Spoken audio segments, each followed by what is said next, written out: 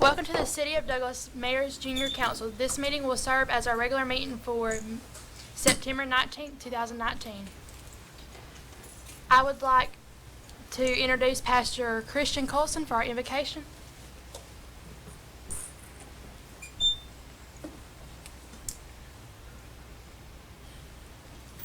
I was invited by Jaylene. I want to embarrass her, but I'm not going to do that.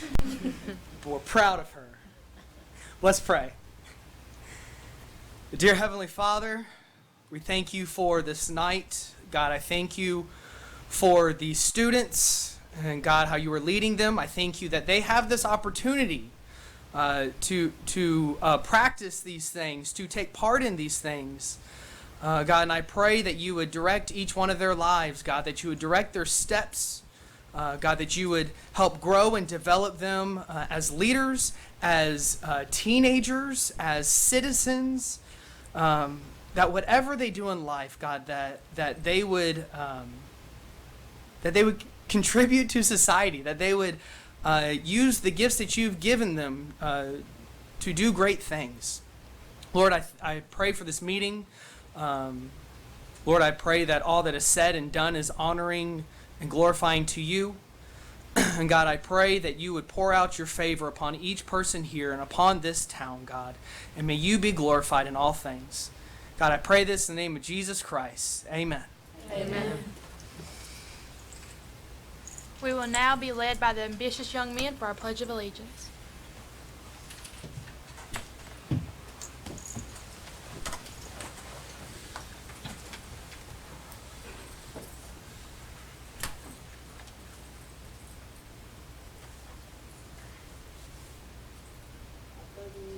To the flag of the United States of America and to the republic for which it stands, one nation, under God, indivisible, with liberty and justice for all.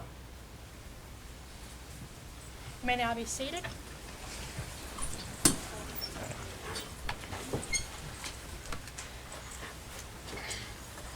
I now need a motion to approve the minutes of August 15th, 2019. Candace Pace first this motion. Tyree Wilson second this motion. It's been motioned in first and second. All in favor? Aye. All opposed? Motion carried. I now need a motion to approve the order of the agenda. Tyree Wilson first this motion. Candace Pace second this motion. It's been motioned in first and second. All in favor? Aye. All opposed? Motion carried. We will now have Rhonda Sports from the Childhood Cancer Awareness.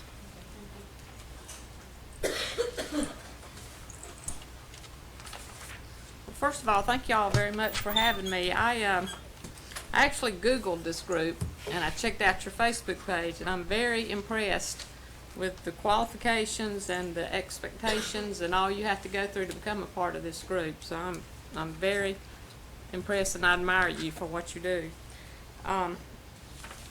Our group, we are the Childhood Cancer Awareness Group of Coffee County, and I'm a retired educator, so I have a lot of time to put into it. And during the month of September, which is Childhood Cancer Month, that's our crunch time, and that's when we really work.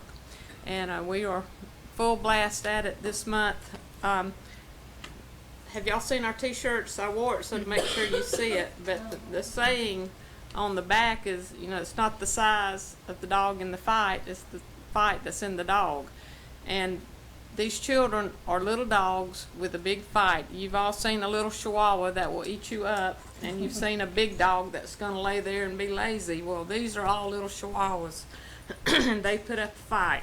But I'll tell you a little bit how we got started. I know you've all probably lost some classmates to cancer since you've been in school. And as a teacher, back in 2003, Lauren Aldridge, I don't know if y'all know Jim Aldridge now, but Lauren was a student of mine, and she started having headaches, and we thought, you know, she's got headaches. And they continued on, and her mom, the motherly instinct in her just kept on, and they took her and had an MRI done, and she had a brain tumor, which was cancerous. And, being a teacher, I thought that is really rare. Children don't get cancer, only adults get cancer. But in 2005, just a few years later, then her little brother was diagnosed with a brain tumor. Well, Lauren passed away, but Jim is still alive and struggling with a lot of problems, but he is very much fighting and doing well. And his grandmother spoke the other day and told a lot of stuff. I've known them all their lives, the children, but a lot of things I didn't know the child had been through. But back in 2010, I was actually reading Jim's Caring Bridge page. Caring Bridge is just a type of blog for people that are ill, and you can find out. You can go on there if they're doing a blog and find out the truth and not have to hearsay stuff. But I ran across a little boy named Braden Hofen. He was a 6-year-old autistic child that had been diagnosed with cancer, and him and his mom and I became friends and started communicating, and she made me aware of the effects and the statistics of childhood cancer. I did not know that childhood cancer was the number one cause of death by disease for children. The number one overall is pretty much car crashes. It's accidents, but it's pretty much car crashes. But by disease, it is childhood cancer. 43 children a day are diagnosed with cancer, and that's a lot of kids their parents have to hear that. The average age is 6 years old. Leukemia is the most common childhood cancer, and one of the reasons we're working so hard is in the last 20 years, only 4 treatments have been approved for childhood cancer. Our children have to go through pretty much adult treatments, and they have harsh side effects on these kids. When they go through treatments, a lot of times a secondary cancer develops, or either just a lot of side effects. One child I keep up with, he's 17 now, but his mom told me that he would have to probably have knee replacements as a young adult, just different things like that. They lose their hearing, they have eyesight problems, they have teeth problems. The chemo was so harsh on them. So we're really trying to raise funds and raise awareness so they'll come up with some treatments that are not so harsh for the kids.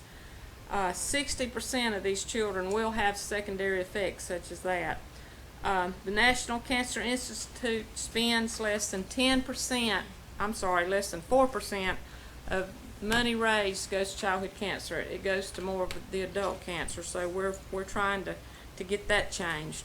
But back in 2011, we got a group together and did a walk. It was a satellite walk for Braden that I just talked about, he and his mom. And they were doing a Hope Mile to raise funds for research. And so his mom got in touch with me and said, why don't you do a satellite walk in Douglas? And I thought, well, that's a long ways from Kansas to do a walk for y'all, but sure, I'll do it. So I got in touch with Jim Aldridge's parents and Madison Jones. I don't know if y'all know Madison. She had leukemia. But we got a group together of about 20, and we walked right down Peterson Avenue and came back down Madison, and we had our big banner that was gold for childhood cancer, and we raised $1,200 out from those people.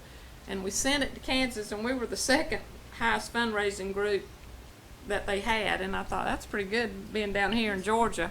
But at that walk, we said, why can't we do something local for our kids? So we started a little group. We started with 12 members. We had 3 families that are affected with cancer at the time. Now we're up to 120 members, and we have 13 families. So what I want you to think about is never think that a small group can expand and do big things, because that's exactly what we've done. We've expanded. We have a board of directors that we have 7 members on, and we will treat a child through the age of 21.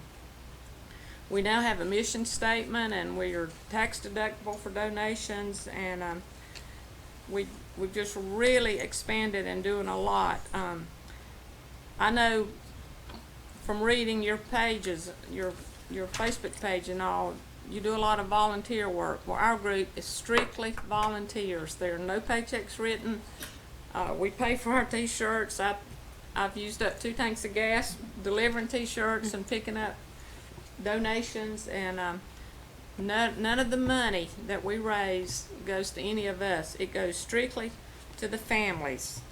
As a family, when your child is diagnosed with cancer, it's usually a young couple. They're newlyweds, they're young, they have a house payment, they have a car payment, they're both working to make ends meet. And these are the type families that get hit with childhood cancer. So when that happens, one has to give up a job. So we step in, we pay light bills, we pay gas bills for their trips back and forth to Atlanta, we make house payments, we provide them Walmart gift cards to help them buy supplies or whatever. We don't want them to lose a house or a car or anything because of the expenses they've made.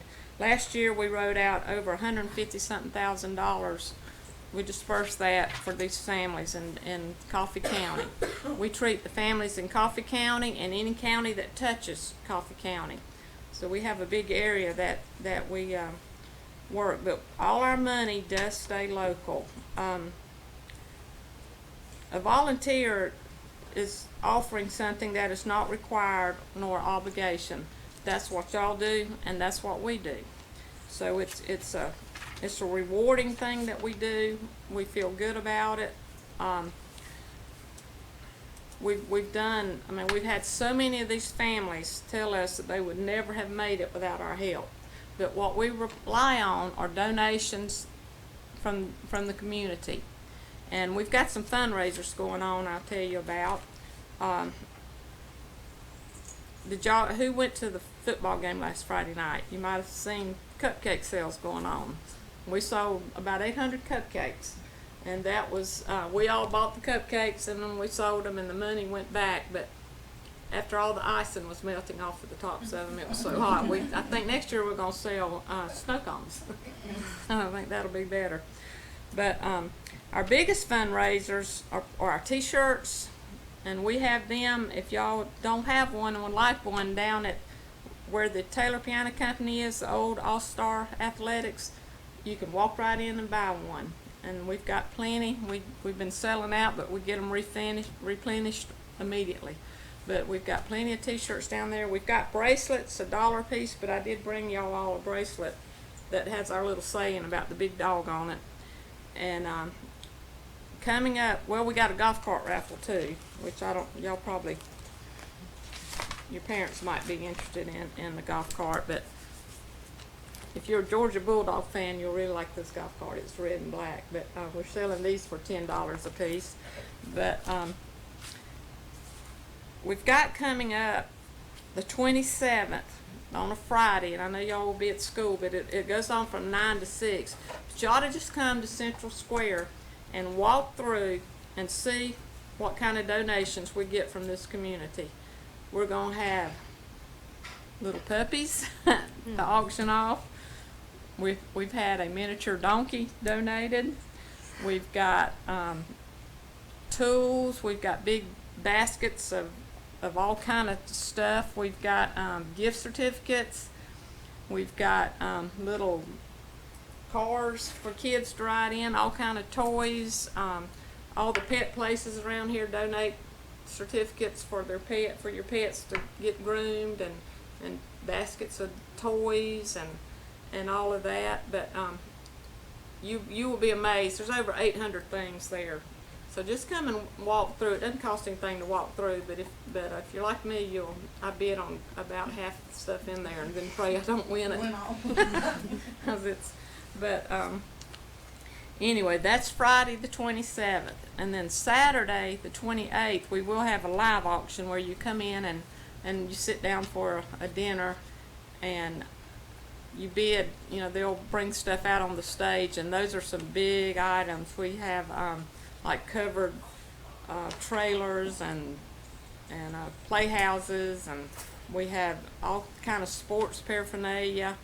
We have a guitar signed by locally popular Jennifer Nettles, and that brings big money. And we've just got all kind of items at our sale, but it's very important, you know, that these things are successful to us because that's what we depend on to raise money to help these families.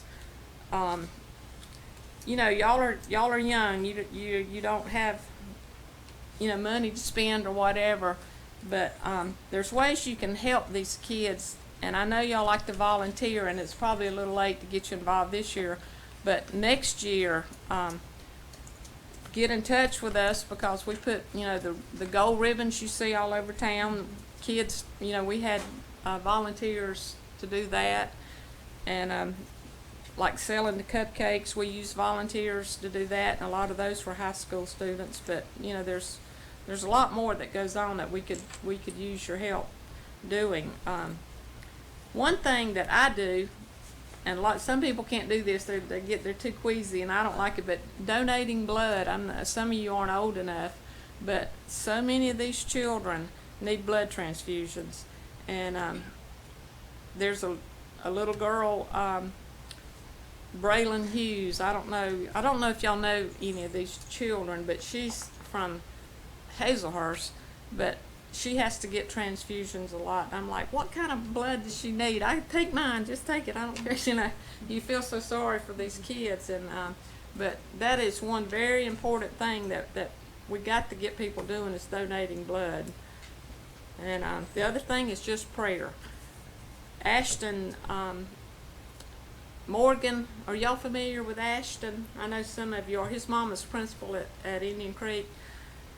He is a miracle. There's nothing medically that, I mean, the doctors have helped and all, but he has had time after time numerous things to show up in MRIs, and the next morning they redo it to plan what they're going to do, and it's gone, you know. And it's got to be, you know, prayers are very important on that. Since our group started, we have lost 7 children, and y'all know some of these. Malik Sparkman, we helped his family a lot. Reese Hampton was, I think, the latest teenager. Lexi Crawford, I think she was from Waycross maybe. But anyway, I'll quit with that so I won't take up too much time. But do you have any questions? Anything about this? Yes. What gave you the drive to begin working with childhood cancer awareness? What gave you the drive to work with childhood cancer awareness? Mainly when I lost a student, that kind of opened my eyes, and then when her brother got it. But the little boy, the Braden Hofen, he and his mama in Kansas, just communicate with them.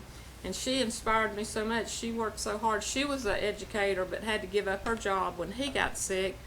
And the bad thing, Braden had a brain tumor. Well, during the time he was being treated, she got diagnosed with breast cancer. So she was in one hospital getting treatments, and he was in another. But she said when she was diagnosed with breast cancer, she was given 4 or 5 choices of treatment and, you know, what could be done. And then when Braden was diagnosed, they said no known cure. You know, we can try this and this or this, but there's no known cure, no known treatment for him. And she's like, what? You know, that is not acceptable. There should be something there. But I just love kids. I mean, I taught for 30 years, and I don't have anybody in my family that's had this, but these kids become family when you start seeing their treatments and helping them, and you get close to the family. James Lawrence, y'all probably remember him. I went to his house several times, and when Malik was in Atlanta, I lived up there around Atlanta, and we went to the hospital at Eggleston and visited with him, and you just get a big reward from doing this, from volunteering, helping, doing this. But that's mainly it. I just have a soft spot for them. I don't know, not sure where it came from. Thank you. Thank you. We would like to thank you for all that you do in our community, and thank you for coming and speaking with us. All right, and thank y'all. And like I said, I admire your group. I didn't even know such existed. So.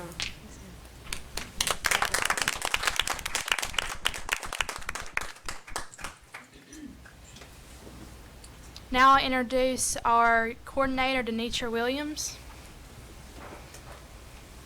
Good evening. Good evening. And again, thank you so much for you all coming and sharing this evening with the Mayor's Youth Council. It is a privilege whenever having the opportunity to work with such intelligent young people that have so much drive to help their community. So it is a pleasure. So thank you for coming and helping show support to them. And we actually last year was involved in the Childhood Cancer Awareness Month. After the Golden Ribbon ceremony was over, we helped in going and taking them down for the city. We had big bags of golden ribbons. So we look forward to participating and helping in more ways in the future. So we have an outstanding meeting today. As said in last month, each month now, each member has a month that they are really learning the whole process of government and how to run even a meeting, what it takes, the before the meeting day, all the preparation. Ms. Juanetta introduced in their orientation and training this year that they need to learn the full responsibility. So many people get accustomed to just showing up at events and have no earthly idea all the preparation that takes place so that that day is successful. So that is one of the things that was put in place this year that was different from last year. And this year, this month, is Miss Jaylene Deborah. This is her month. So she has assisted in the process of even acknowledging the presenters and what items she wanted to cover, and special recognition to her peers. So with that being said, we want to recognize Jaylene as the Spotlight Mayor's Youth Council member of this month, and Samantha's going to read her plaque and then they'll come forward. Her plaque says, the City of Douglas Mayor's Youth Council recognizes you for your excellence in band, academics, youth leadership, and community service. In all of your many accomplishments, we would like to highlight you. We wish you well in your future endeavors.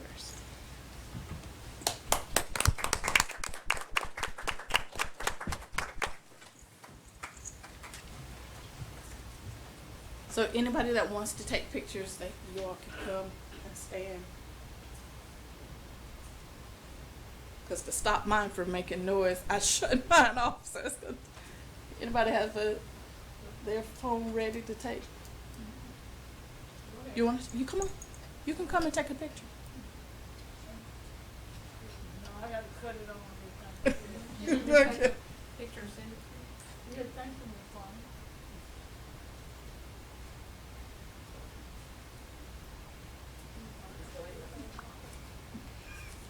And while they're doing that, we have a special guest that is here to share this night with us as well, Miss Caitlin Tanner. She will be recognized and speak to you regarding her platform. And then Jaylene will recognize her youth person or her peer that she selected as the spotlight for this month. So with that being said, you have the award for Caitlin Tanner. And if Caitlin will come forward, and Jaylene and Samantha, if you will read it. Caitlin Tanner said, the City of Douglas Mayor's Youth Council recognizes you for your exceptional accomplishments in academics, athletic, and community service. In all of your many accomplishments, we would like to highlight your inventive with adoption efforts. We applaud your selection of platform, which is uniting families through the adoption process. We wish you well in your future endeavors.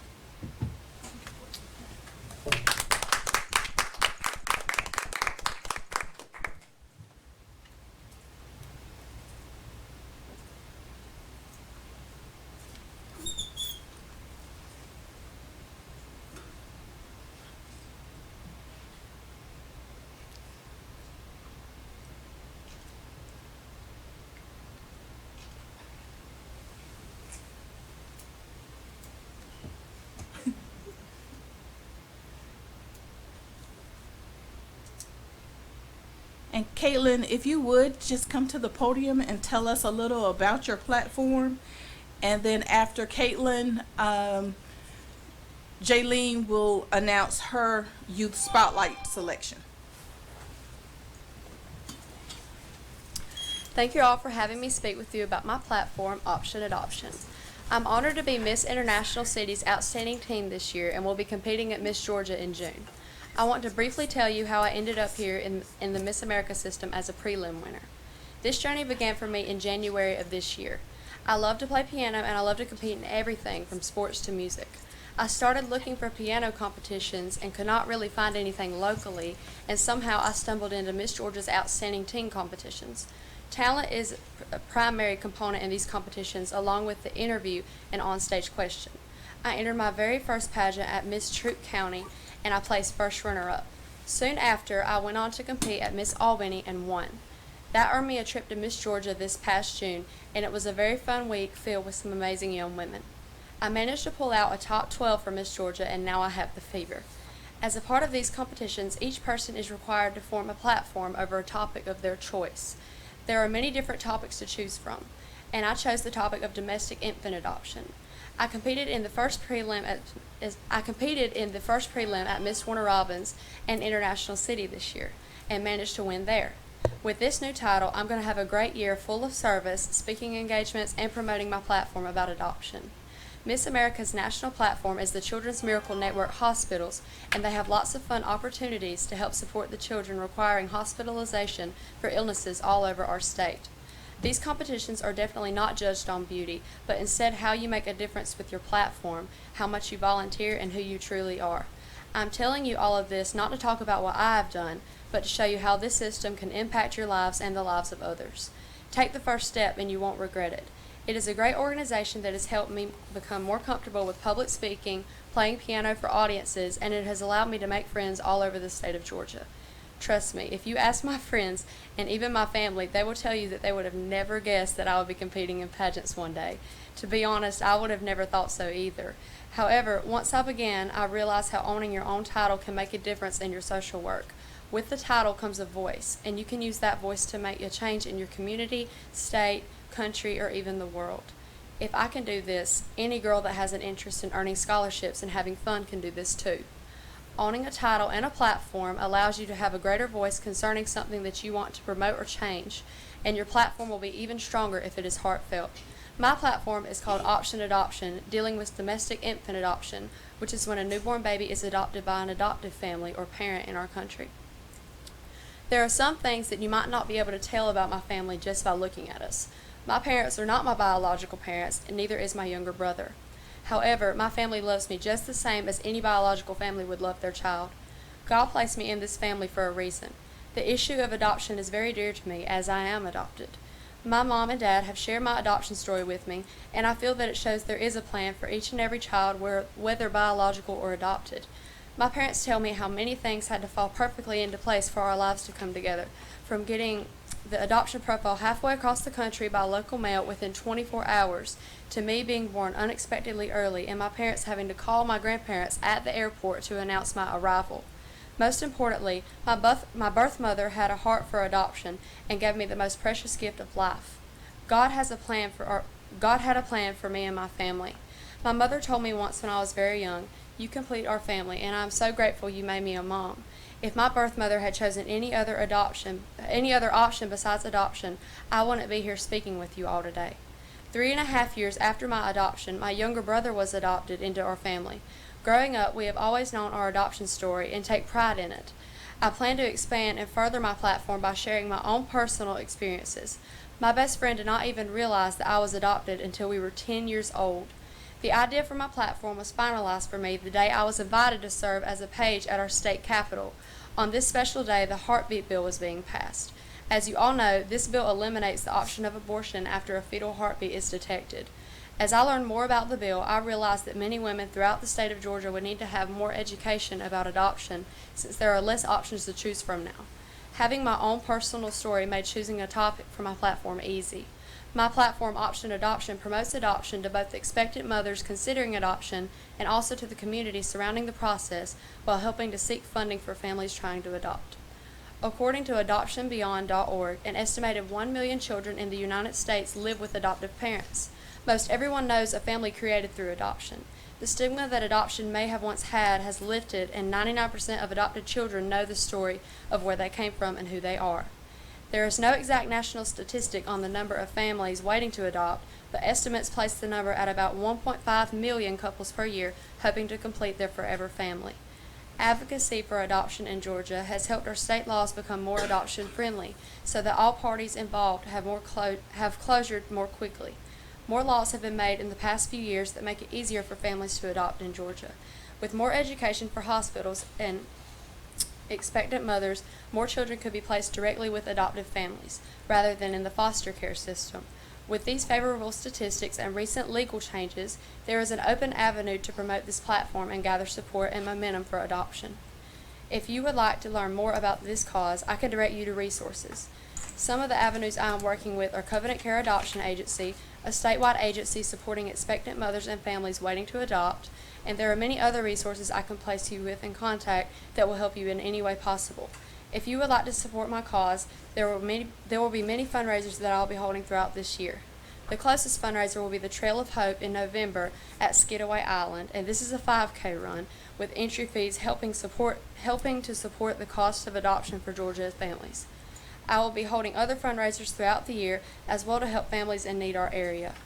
My outreach plan this year also includes speaking engagements to bring awareness to what an amazing blessing adoption can be. I'm working with our local outreach center for foster families and adoption awareness called To Care. Please contact me via email if you would like to know more about these opportunities to support life and support adoption. I will leave flyers here with my information. I'm so thankful to see that all of you are concerned with this cause.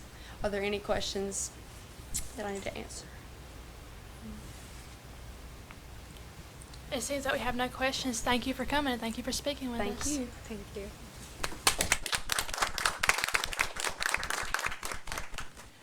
Before Jaylene starts with her spotlight person that she has identified, I would like to again address our teen court. It's another wonderful program that is being hosted in the city of Douglas. We invite you because we do have positions as jurors as well as other positions available. If you want to learn about our local judicial system or the judicial system period, we look forward to you participating. It's the first Saturday of every month at 9 a.m.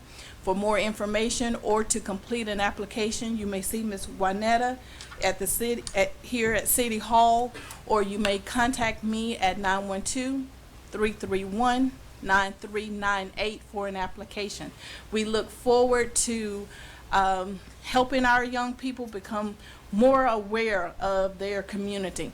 Also, we're going to be hosting a training where we're in partnership with the Dublin Teen Court Program. We'll be having a training in September 28th in Dublin, Georgia. So anyone who's interested in becoming a teen court attorney or bailiff or clerk and you want to see it in action, get in touch with us and let us know in advance so we'll prepare for transportation.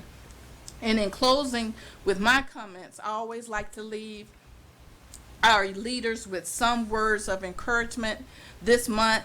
Become the kind of leader that people would follow voluntarily, even if you had no title or no position. And with that, I'll turn over to Jaylene Deborah. The City of Douglas Mayor's Youth Council acknowledge Delilah Medina. The City of Douglas recognize you for your excellence in band, academics, youth leadership, and community services, and all your many accomplishments. We would like to highlight you. We will wish you well in your future endeavors.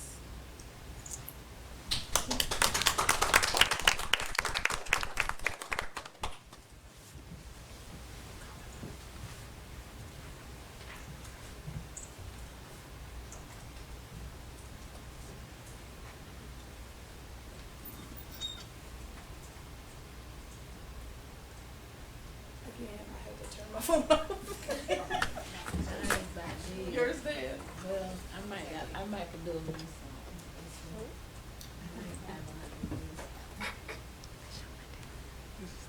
Although Ms. Demetra is technically challenged, that's the word we're gonna use.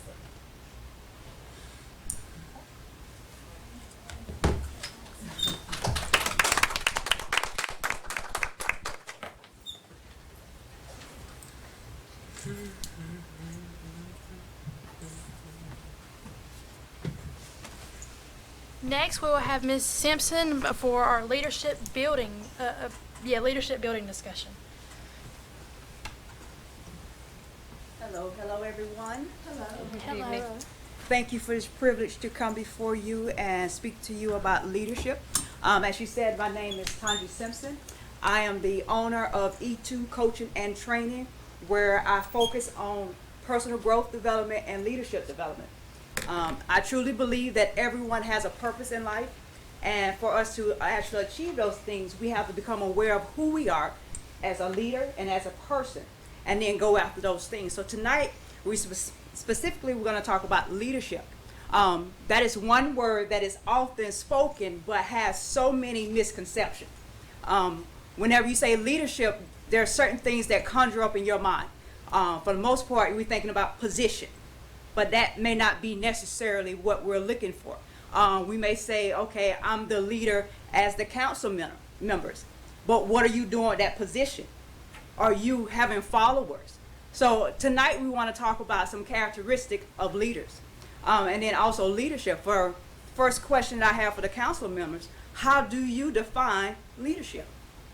And if anybody want over here as well, but how do you define leadership? By taking action. Being a role model. He's taking action, being a role model, Helping others. helping others, Bringing others up to where you are. empowering. You say empowering.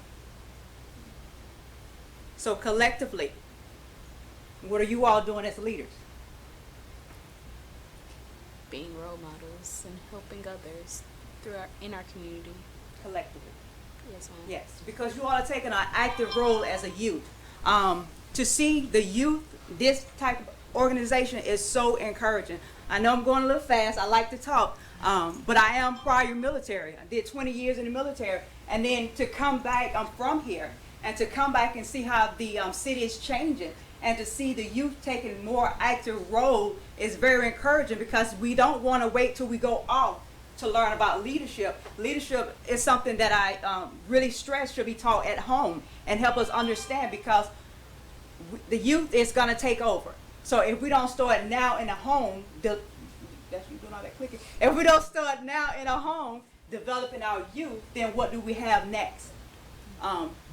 So we got empowering people, role model, taking action. There's one more.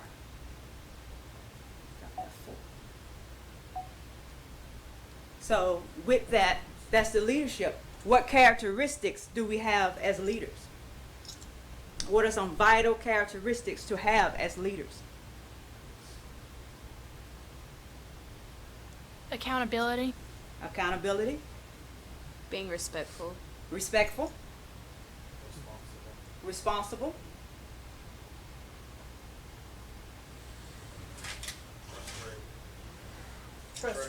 trustworthy, Dependable. dependable,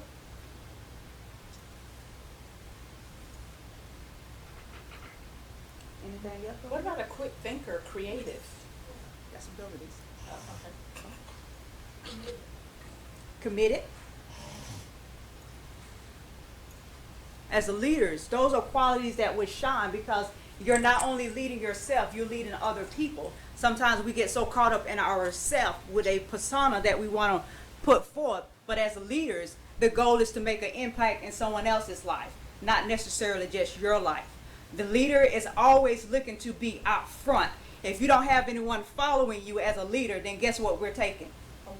A walk by ourselves.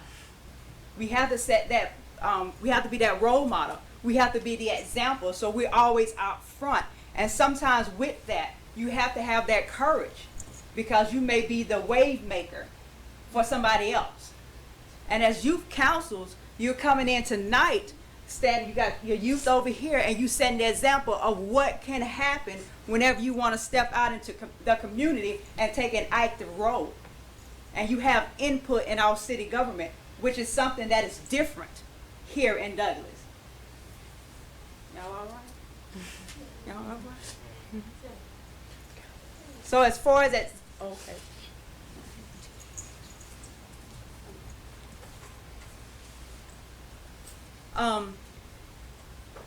So that distract me back. Who are some key leaders that you have in your life? God. Our parents. Teachers. Teachers? Pastors? Have you identified your leader? Who are you seeking to emulate, or who are you allowing to speak into your life? As a leader, there's different, genres where you have leaders. You may have your religious leader, your educational leader, it's different. But have you identified someone specific, even as a government leader, youth leader here, who is speaking into your life? Role models.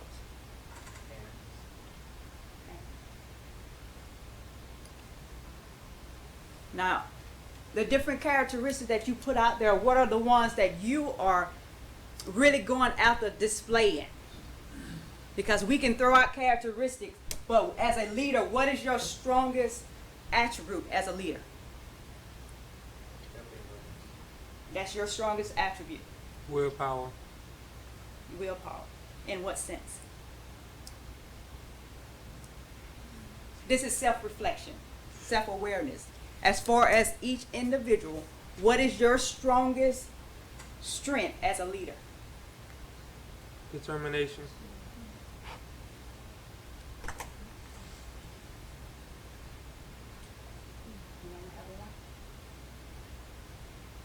And the reason why I bring this up, because a lot of times we have to work on our strength instead of our weakness as leaders. And sometimes we focus so more on our weakness that we allow our strength to become diminished. And now we're trying to work overtime over here, but we know we're stronger over here, and that takes away from who you are as a person.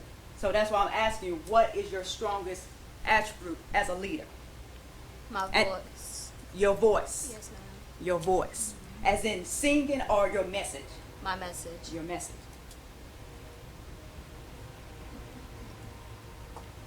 Like, it's very important to be compassionate and understanding of other situations in order to be a good leader, so that once you understand that, you're able to reflect and better address the situation to fit everybody's needs and wants. Compassion, voice, determination. I'm a life coach as well, so I'm always asking. Because at the end of the day, we need self-awareness. Sometimes we don't know who we are. We have so many different masks on, but once we find our true identity and our voice as far as our message, our strength, then we're able to go forth and make an impact in the lives of other people.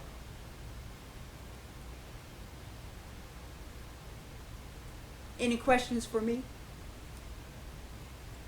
Because I had a totally different topic prepared, and I came in and it was like, oh, nope, got to change that, because I thought it was going to be a closed forum, but it's not. What kind of inspired you to begin to train, not so much train leaders, but get people to be more self-aware of what type of leader they are? It was a personal for me. Growing up, tried to be so many different things, and then when I went into the military, I was the type of person that even though I could do something, I would allow my fear and intimidate push me back. And so once I retired, I said no more. I'm not going to allow that for me. And at the same time, I want everyone else to find out who they are, what they can do. And I was screaming from the top of the, find yourself, find your passion, and go for it. Do not allow someone to tell you what you cannot do. You don't know what you can do until you try. So with that, I'm always strategizing. Push yourself. Take a chance. Well, that was my story. A brief. There's some more to it, but I'll keep it brief. So with that being said, how our youth today have so much going on, whether it be from social media or the environment around us. what advice would you give the youth today to keep going with all this chaos going around us? First and foremost, find yourself. You are not what social media says. You are not what your friends say. So with that, take the time to say, okay, who am I? What are my strengths? What am I strong at? What are my passions? And sometimes with that, when you're going after those passions, those other things around you will begin to, you'll start to chip away certain people. You'll start to chip away certain things that you want to do because that's not in line with what you want to do in life. That's not in line with your passion. Say you are a person that loves to play the piano. You love music. You love the piano. So with that, when someone comes to you that is not going down that same line, then it's easier to say, I like you as a person, but I know where I'm going, so that's not what I want to do. I'm going after my passion. I'm going after what gives me the most excitement, the most joy, the most pleasure, and helps me identify myself. I know that's easier said than done because as youth, we're looking for validation. As youth, we want to be accepted. As youth, we want to be collected. We want to be in the crowd. But there's nothing wrong with being unique, for we all are unique. We are not the same. But in society, we want to conform. And anytime you step out of the conformity of everyone else, you weird. But that's something that has to come with the mentality, having to go after your passions and your desires. Thank you. Thank you for coming and speak with us. Thank you for having me. Thank you.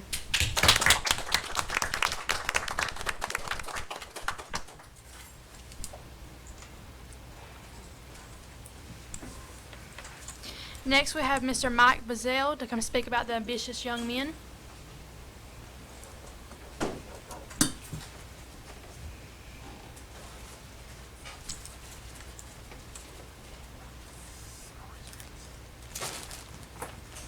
Good evening, good evening. How y'all doing? Good evening. All right, I won't be before y'all long. I just want to give y'all an update on events that we're having.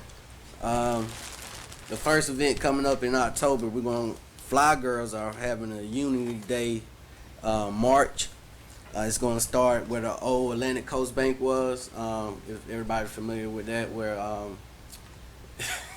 it's across the street from Altel, AT&T.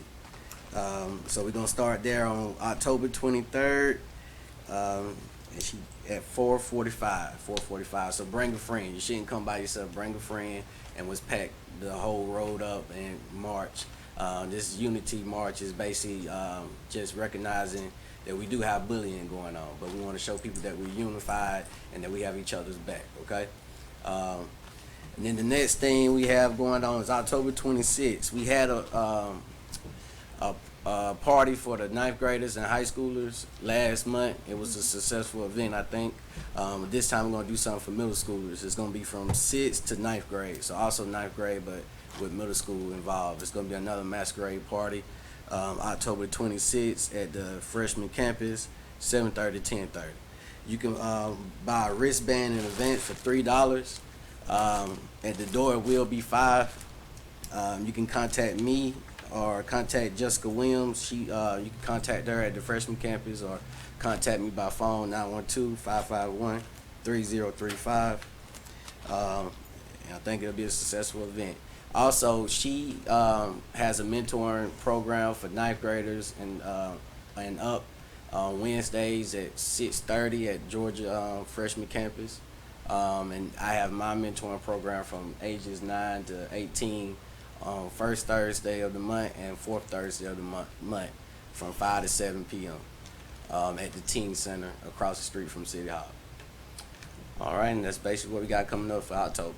Okay, anybody got any questions? All right, tell a friend about the party and bring a friend to the Unity March. Thank y'all. Thank you. Thank you. We will now have our Mayor Pro Tem, Paulina Escobar, read our public information report. Okay, so November 17th and 18th, Wiregrass will have their art guide show and sale at Heritage Station Museum. It will be from 1 p.m. to 5 p.m. We also have November 13th through December 7th. We will have our annual community toy drive, and we really encourage everybody to go to places like the police department, the police station, the slaughterhouse, Parks and Recreation and donate unused toys and that are still wrapped in their packages. And these will be given to children and families who are currently going through a financial situation, so that at least they can have a good Christmas. And then I would also like to announce that the Georgia State Patrol Department is also having a toy drive at Walmart December 1st from 10 a.m. to 1 p.m. And then I would also like to announce that our annual Christmas parade will be December 1st at 6 p.m. And the theme this year is Celebrate the Music and Melodies of Christmas. Those are all of the public announcements. Now we'll have our social media update with Ms. Escobar again. I would just like to encourage everybody to come out to our social media pages. I know, as Ms. Rhonda was stating, she kind of got to know us a bit more through our pages, and we do try to post things more frequently when we have events such as the Back to School Bash. Like when we do things that involve our community, we really like to post about them so y'all are more aware of what we do in the community, and so that we're just not here, so y'all know that we're actually taking part in community events. You can follow us on Instagram at DouglasGANYC and on Instagram at the Douglas Mayor's Youth Council. Thank you. We will now have our Mayor's Youth Council members' comments. We'll start with Commissioner Aites. Good evening, everyone. I would like to thank everybody for coming. I would like to invite everybody to the football game tomorrow. The children's regular season playing in Florida. And I would also like to invite you to join team sport with us. Commissioner Jackson. I think the childhood awareness group is a good way to help children with cancer, and I hope to see a lot of kids at the AYM event, and I thank you all for coming, especially the speakers. Commissioner Pace. I would like to thank all of our speakers for coming out with us for this meeting, and everyone else who was able to come. And if you have any questions about this meeting, please feel free to contact Ms. Danisha. Commissioner Wilson. I would like to thank everyone for coming out today and the speakers. And I would like to thank Caitlin for coming out and speaking about how she was adopted and how she really didn't care and made a difference in the community. And I want to thank Mr. Mike Brazil for coming out and talking about Vicious Young Men and Five Girls events that's coming out. And I want to thank Ms. Tanji for coming out to speak about coaching and training. Mayor Pro Tem. I would like to thank everybody for taking the time to come and join us today. This really means a lot to us to know that y'all are all looking on to us as figureheads in the community, so y'all are more aware of what goes on in our day-to-day lives in the community. I'd like to thank Ms. Tonya Simpson on your leadership training. I think it's very important that people are more aware of the importance of leadership, and especially the fact that you need to focus on yourself, because it is true we can always clearly be influenced by social media, and it's very important that we always keep in mind to focus on ourselves. Thank you to Miss Caitlin. I think that your story is absolutely amazing. I think it's an inspiration that you took what's happened in your life and changed it into something good, and been able to really encourage others to adopt and encourage others to learn more about the adoption process. And I would like to commend you on that. I wish you the best of luck on when is it? It's in June. Okay, I wish you the best of luck in that, and I hope you bring home another title. And thank you to Ms. Rhonda Sports. I think that it's so amazing how you focus on the lives of others, even though you personally have never had a family member affected by cancer, how the children that you've taught have inspired you to take an action, to encourage the community to go donate blood, to buy shirts that the proceeds will go to families who are in need. And I really would like to thank you for everything you do. And I would like to remind everyone that if you want to buy a shirt that could help them raise money, feel free to stop by the, where was it? Taylor County Company, their old building where All-Star Athletics. Okay, and yeah, at the old building where All-Star Athletics used to be. I would really like to encourage that for everyone. But thank you again to everybody who came and spoke with us today, and I hope everybody has fun at the football game. Go Trojans, and also have a great homecoming this year. First, I would like to thank everyone for coming. A special thanks to all those who spoke. Like they both mentioned, we have the homecoming football game tomorrow. I would like to remind everybody going to the homecoming dance to drive safe and be safe. And I would like to thank you, Miss Rhonda Sports, for all your selfless acts. It's truly amazing what you're doing. There being no further business to come before the Junior Commission, the Junior Commission meeting, may I have a motion? Tyra Wilson, first in the motion. Candace Bay, second this motion. It's been motion and second. All in favor? Aye. All opposed? Motion carried.